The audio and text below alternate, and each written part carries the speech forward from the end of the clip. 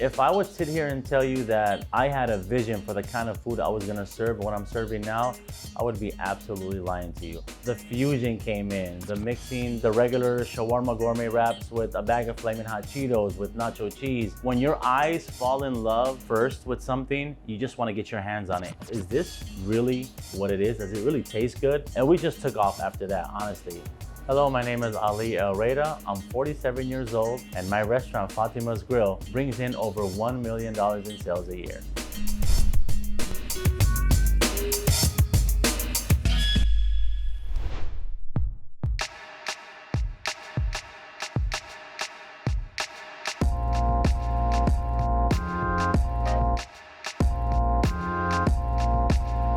I wanted to infuse the best of both worlds. Like, who would not like Mediterranean food and Mexican food?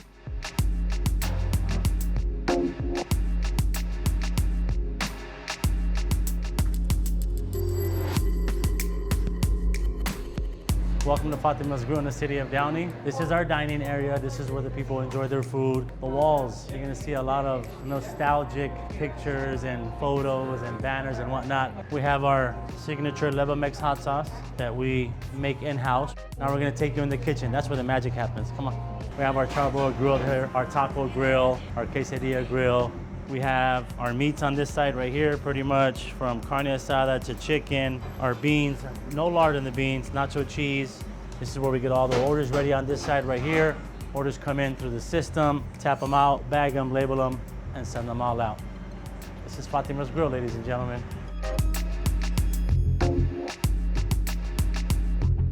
Muslim Americans live a different lifestyle, pretty much. You know, we pray 5 times a day, we don't eat pork, we don't drink alcohol, but we were very welcome. I was the one always getting in trouble, always getting expelled from school. I only really enjoyed going to school because I got to see my friends almost every single day, but it was just not for me.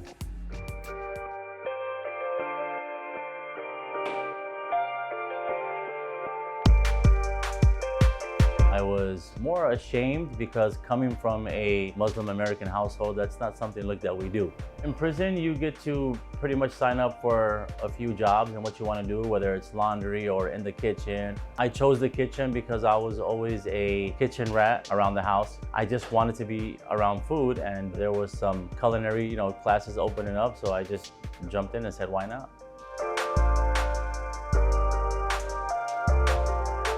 Lessons that you learn from prison go with you throughout your life journey for your whole life, because you always want to remember the times when it was a downfall for you, when we prepare for big orders, catering orders, whatnot, how fast to prep, when you want to feed a party of 15, 20, or 20 to 30 people, speeding up the process to where they're just getting that stuff all at one time. Those lessons in prison really help out a lot because they just prepare you for the actual real life itself.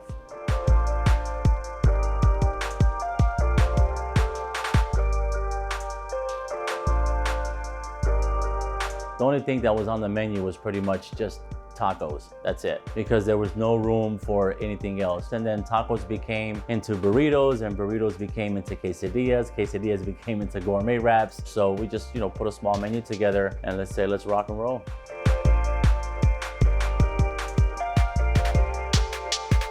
The meat market and grill had very limited parking. Customers would pull up and park, and these were customers that come to eat. So that collided with the consumers coming in for the meat market. There was just no room. So we knew sooner or later that we had to make that move. I was driving down Firestone Boulevard, and I happened to see a for lease sign at the location that I'm currently in right now. Got in contact with the landlord, and it was history after that.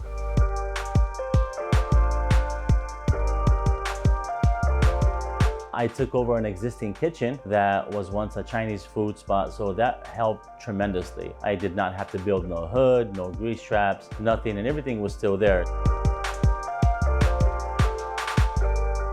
Fatima is my daughter, so I pretty much just went with that. She is my pride and joy, so that was a no-brainer.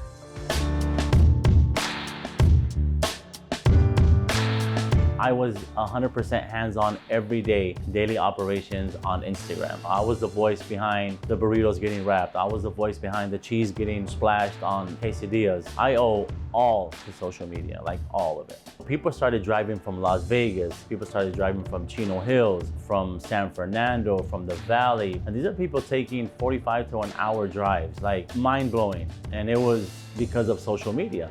And I tell a lot of people, social media can make you or break you. It is a tool that you really have to know how to use.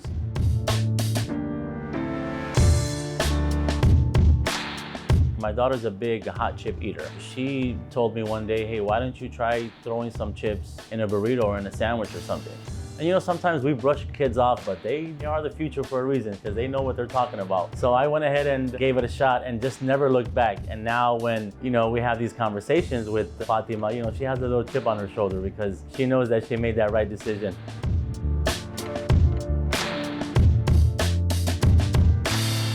We had wait times over 2 to 3 hours. We had people lining up around the block, and that's exactly when I knew, all right, I have something here. Like, I have something major here.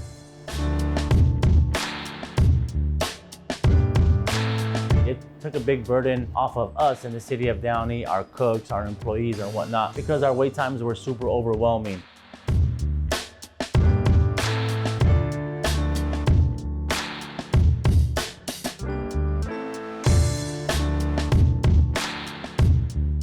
We charge $35,000 for a franchise just to retain the name, of course. We charge 6% royalties and 1% for advertisement fees, so a total of 7%.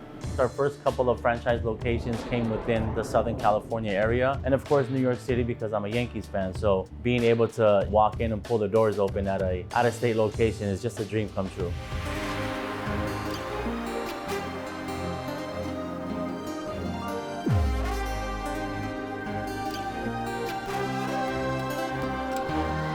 You know, you're not purchasing a McDonald's or a Subway or a Chipotle where you can sit back and maybe have those checks come in. Like, when you purchase Fatima's Grill, you really have to be hands-on because this is a hands-on business and I'm still hands-on years later.